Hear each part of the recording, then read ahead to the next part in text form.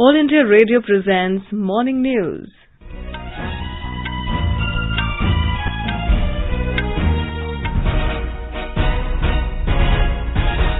Good morning. I am Saira Mujtaba and with me is VC Pramod. The headlines. Prime Minister Narendra Modi to visit Prayagraj today to participate in a program to be attended by over 2 lakh women to also transfer 1,000 crore rupees to self-help groups benefiting around 16 lakh women. Prime Minister holds pre-budget interaction with heads of private sector companies. Lok Sabha passes bill to link electoral rolls with Aadhaar. Delimitation Commission proposes 9 assembly seats for scheduled tribes and 7 for scheduled castes in Jammu and Kashmir. EPFO adds 12.73 lakh subscribers in October this year. Competition Commission of India approves acquisition of Air India stake by Tata Sons. Saudi Arabia allows Indian nationals vaccinated with Covaxin to enter the country.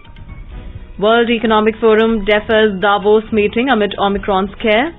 And in hockey, India to take on Japan in the semi-finals of Asian Champions Trophy in Dhaka this evening.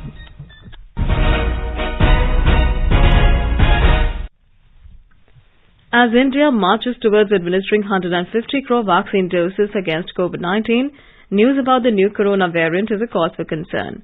In this situation, we appeal to our listeners to get fully vaccinated at the earliest and also help others get vaccinated. Please continue to follow these 3 simple steps to stay safe. Wear a face mask, maintain 2 gaz ki duri for social distancing, focus on hand and face hygiene. For any COVID-related information and guidance, contact national helpline numbers 01123978046 and 1075.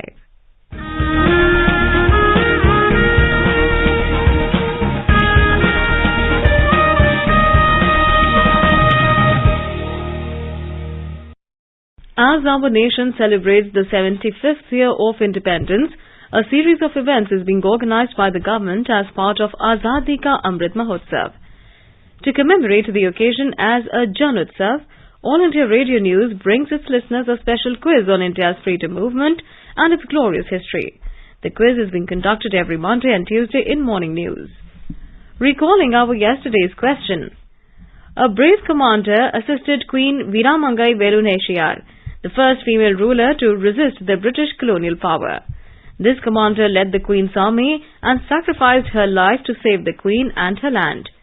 Who is this valiant commander? The correct answer is Kuyili. She was the commander-in-chief to Velu Nachiar.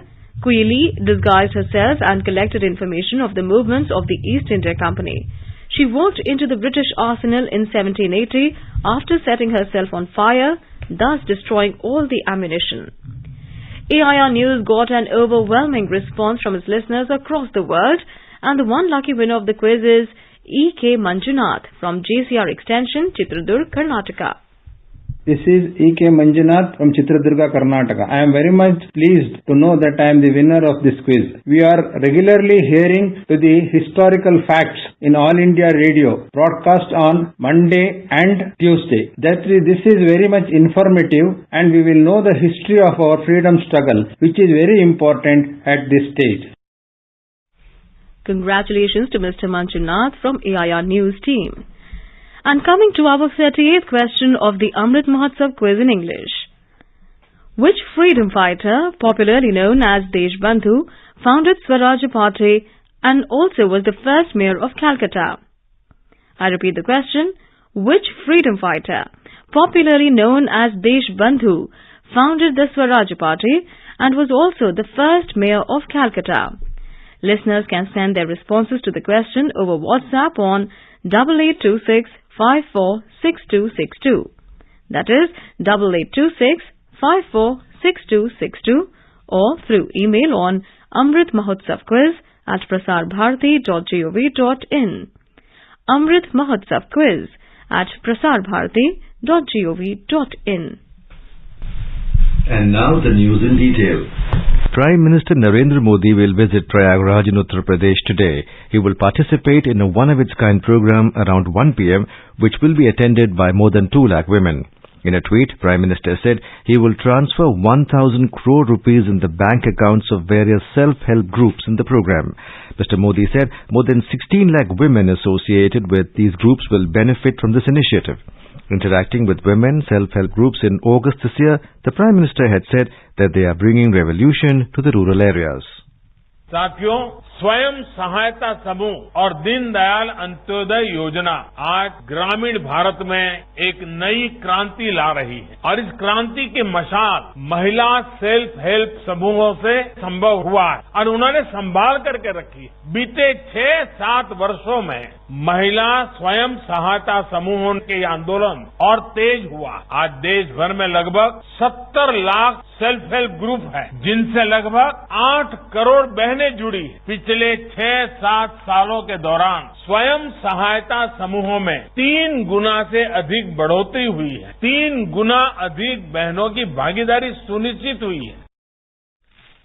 This transfer is being done under the Deen Dayal Antyodaya Yojana, National Rural Livelihood Mission, DNLRM, with 80,000 SHGs receiving Community Investment Fund, CIF, of 1.1 lakh per SHG and 60,000 SHGs receiving Revolving Fund of 15,000 rupees per SHG.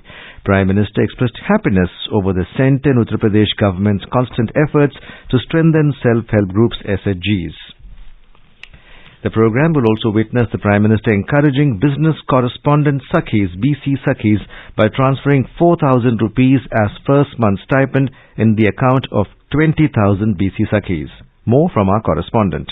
During the program, the Prime Minister will also be transferring a total amount of over 20 crore to more than 1 lakh beneficiaries under the Mukhyamantri Kanya Sumangalai scheme. The scheme provides conditional cash transfer to a girl child at different stages of her life. The total transfer is rupees 15,000 per beneficiary, which is given at different stages. Prime Minister will lay the foundation stone of 202 supplementary nutrition manufacturing units. These units are being funded by the self-help groups and will be constructed at the cost of approximate rupees 1 crore for one unit. These units will supply the supplementary nutrition under the Integrated Child Development Scheme in 600 blocks of the state. Sushil Chandra Tiwari, AIR News, Prayagraj.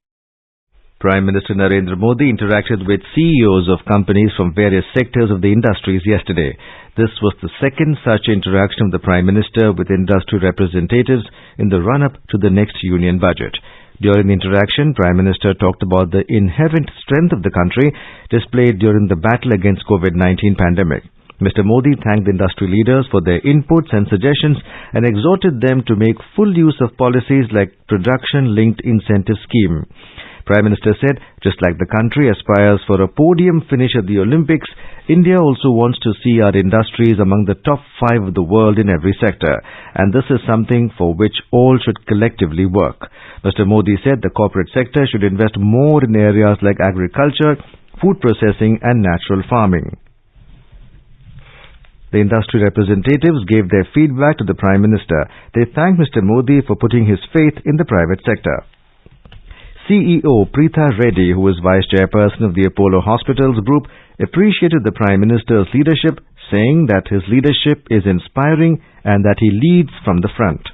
The Prime Minister's leadership has been absolutely inspiring. Over the years, he led literally from the front, and me as a healthcare worker, I know the amount of work which went in during the COVID times, and I'm so proud to be an Indian. The Ayushman Bharat scheme or the Atmanirbhar scheme, which was both discussed, he gave us a patient hearing, but the amazing thing is that every point each one of the industrialists put forth, he remembered it and spoke about it in the interaction, which I think is amazing for a head of state. His leadership has been inspirational. His message was very clear that while the government can support, you are the ones who have to go there, achieve and perform.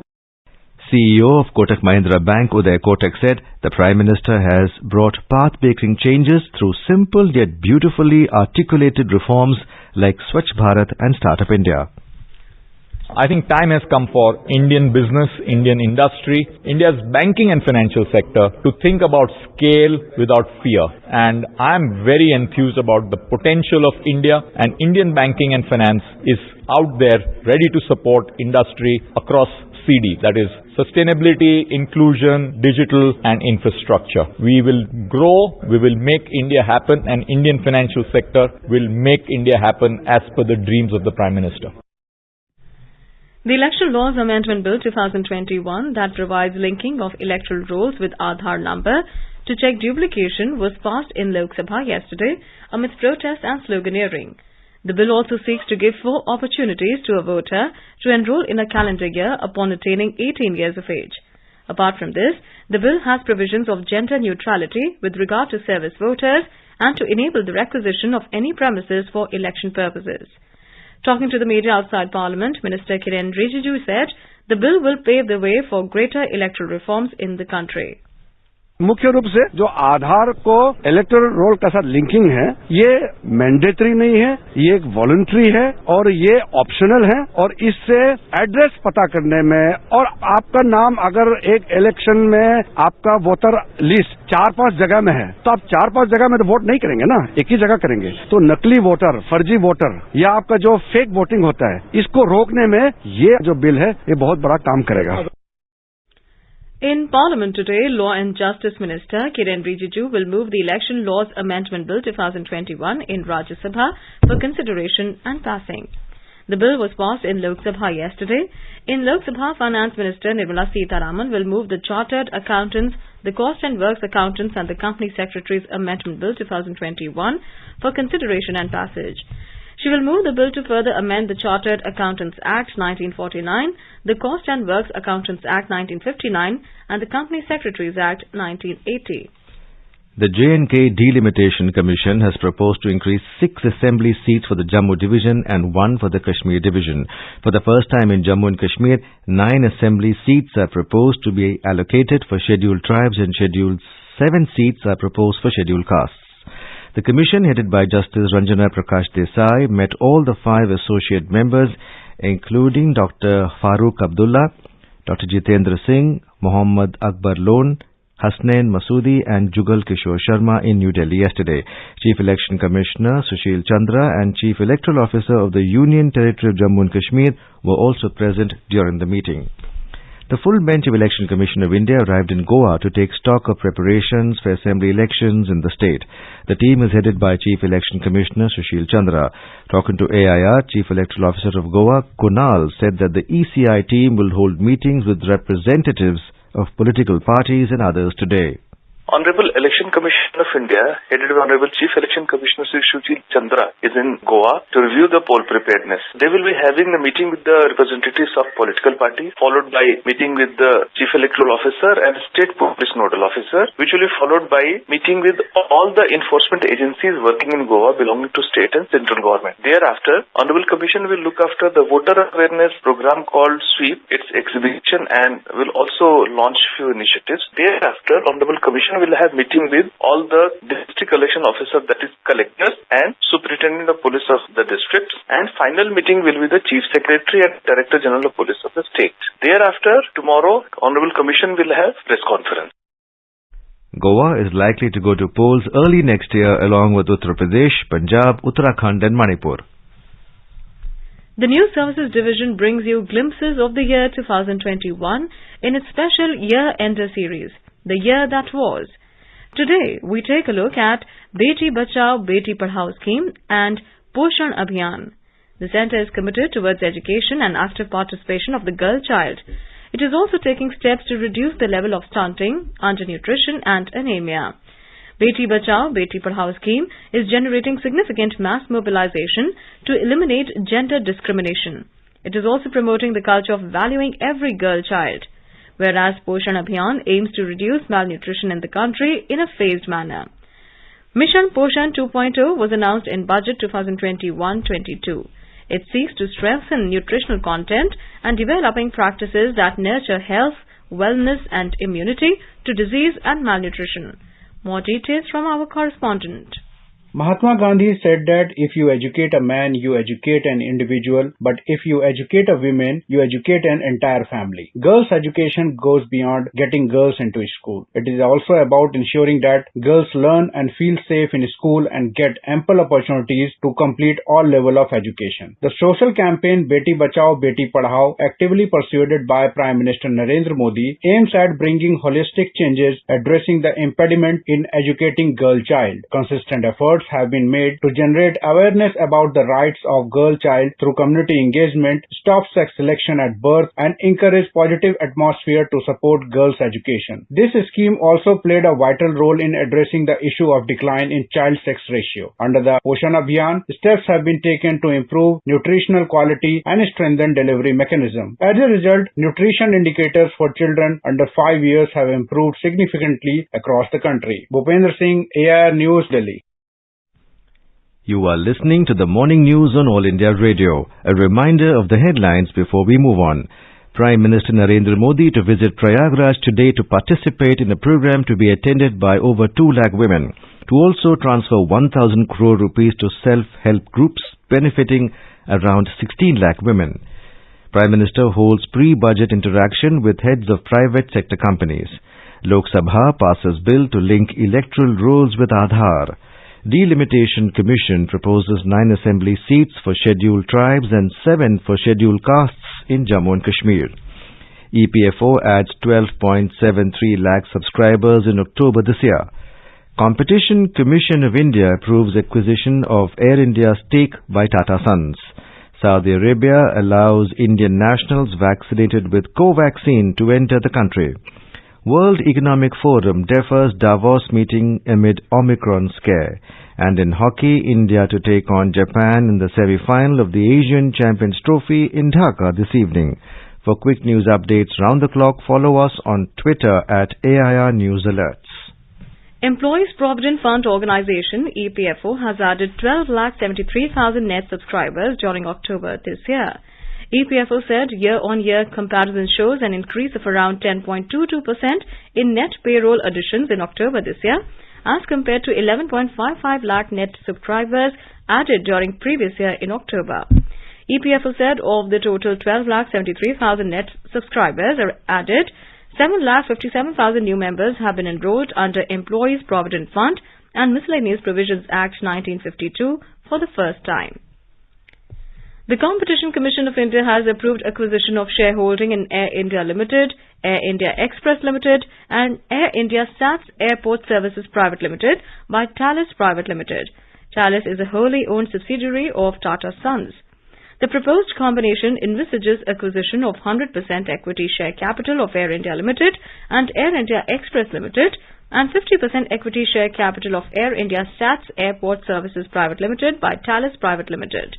In October this year, the government approved Air India disinvestment. Prime Minister Narendra Modi spoke with Russian President Vladimir Putin over telephone yesterday. During their conversation, the two leaders followed up on some of the issues discussed during the recent visit to India by President Putin. The leaders agreed to remain in regular touch on all aspects covered under the India-Russia Special and Privileged Strategic Partnership and to continuously strive to further deepen bilateral cooperation. Pradeep Kumar Rawat has been appointed India's next ambassador to China. Mr. Rawat, currently India's ambassador to the Netherlands, will replace Vikram Mishri, who completed his 3-year term earlier this month and has left for Delhi. India's COVID vaccination coverage has crossed 138 crore 26 lakh mark. Out of the total vaccination, more than 82 crore 82 lakh vaccine doses have been administered as the first dose, while over 55 crore 43 lakh doses have been administered as the second dose. The Union Health and Family Welfare Ministry said more than 58 lakh vaccine doses were administered till 7 p.m. yesterday. Saudi Arabia has announced that Indian nationals vaccinated with Covaxin are now approved to enter the kingdom. The Indian Embassy in Saudi Arabia announced that the Gulf country has now included Bharat Biotech's Covaxin in its list of approved COVID-19 vaccinations. In our bilingual live phone-in program, Corona Jagrukta series, Dr. Piyush Ranjan of AIIMS, New Delhi will be with us to answer the queries related to coronavirus tonight. This program can be heard on FM Gold channel and additional frequencies from 9:30 p.m. onwards. Listeners can ask questions to the experts on telephone number 011-2342-1230 and 011-2342-1764. You can also post your queries on our Twitter handle at AIR News Alerts by hashtag AskAIR. This program will also be available on our website newsonair.gov.in and on our YouTube channel News on AIR Official. And now let's listen to our special program Azadi Ka Safar, highlighting the importance of the day during the freedom struggle. Azadi Ka Amrit Mahotsav.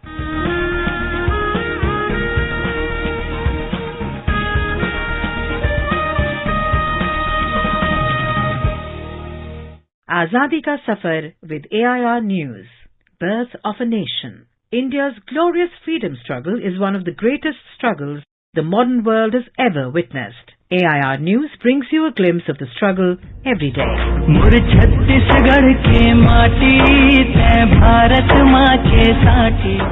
In today's episode, we remember revolutionary Thakur Pyare Lal, who was born on December the 21st, 1891, in Daihan village of Rajnandgaon district, Chhattisgarh. He awakened the public for the national movement and is widely regarded as the founder of the labor movement, as also the leader of the cooperative movement in Chhattisgarh.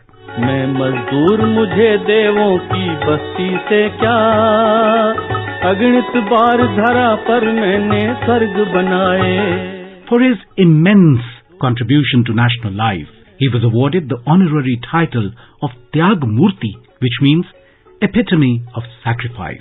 After completing his higher education in law, he came in contact with the revolutionaries of Bengal in 1906. He started the promotion of revolutionary literature and organizing the students. In 1920, Rajnandgaon mill workers, led by Thakur Pyare Lal Singh, started a strike that lasted more than 37 days.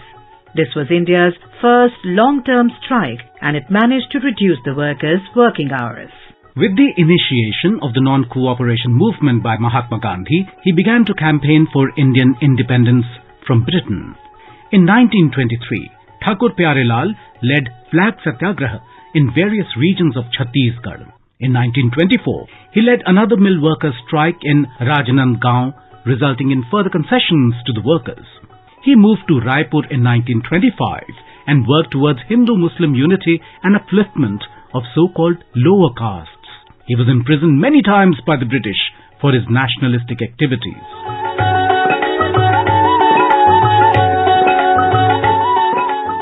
Pyare Lal was elected as president of Raipur municipality in 1937. He established Chhattisgarh Weaver Cooperative Association in 1945 to organize the weavers of Chhattisgarh region. After independence, Thakur Pyare Lal travelled to the northeastern parts of India in 1950 with an aim to encourage education among the population, launching the publication Rashtra Bandhu with the same purpose. In 1951, Pyare Lal resigned from Congress and became a member of the All India Kisan Mazdoor Party, a Gandhian organization led by Chairman Acharya Kripalani. He was elected to the Legislative Assembly from Raipur in 1952 and became the leader of the opposition.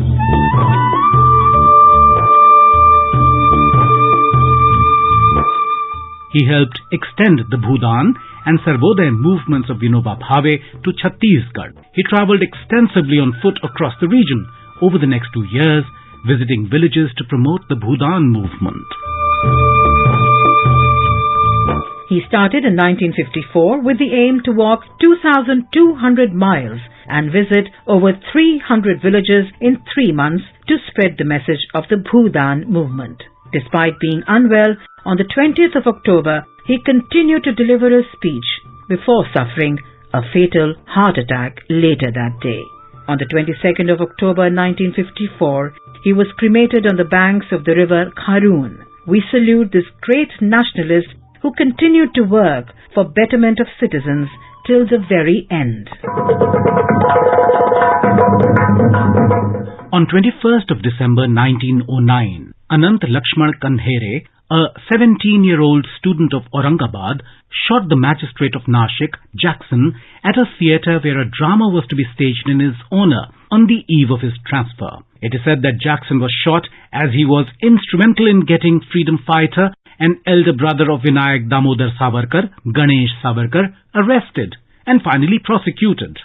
Jackson got Ganesh Savarkar arrested for printing a 16-page book of songs of Kavi Govind, as he believed that Abhinav Bharat Society was engaged in seditious activities.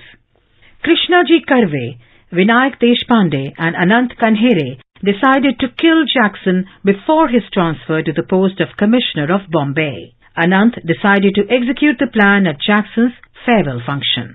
On 21st of December 1909, when Jackson came to the farewell function, Anant jumped in front of him and shot 4 bullets, killing Jackson immediately. The murder created a great deal of sensation in Nashik, Pune and Mumbai, and it even created disquiet among Indian nationalists because of Jackson's reputation as a sympathetic and popular district officer. Anant Kanhere, Krishnaji Karve and Vinayak Deshpande were prosecuted in Bombay court and attained martyrdom on the 19th of April 1910. We salute the martyrs. That brings us to the end of this episode of Azadi Ka Safar with AIR News. See you in the next episode tomorrow.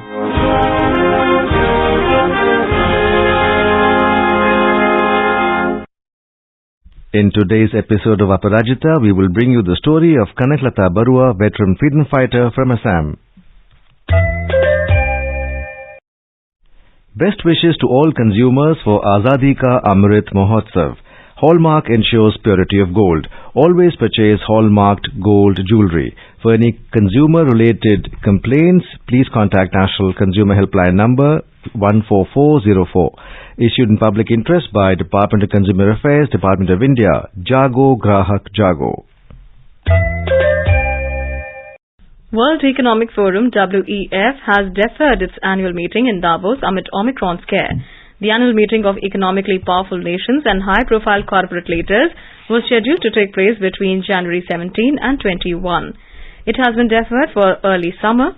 In a statement, WEF said, the pandemic and existing restrictions on travel and movement make it extremely difficult to hold a global in-person meeting. In hockey, India will take on Japan in the semi-final of Men's Asian Champions Trophy in Dhaka this evening. While undefeated, India will look to continue their winning streak and book the place in the final.